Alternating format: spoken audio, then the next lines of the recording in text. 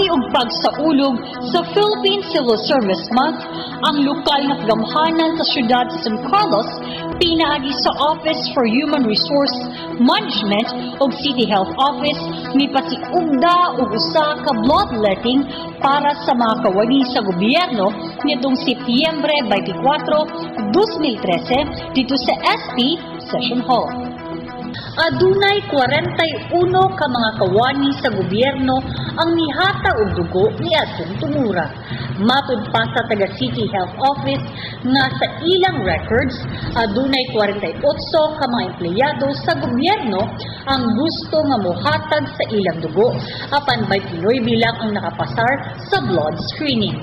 Kini nga bloodletting nga kalihukan apil sa mga kalihukan nga nakahanay sa kasaulugan sa Philippine Civil Service Month nga nagsaulog sa ika-113 nga anibersaryo ug nagdala sa tema nga tatak lingkod bayani, isabuhay, ipagmalaki at ipagbuni. Ang maong programa giabagan sa San Carlos Government Employees Multipurpose Cooperative o kung San Cargem.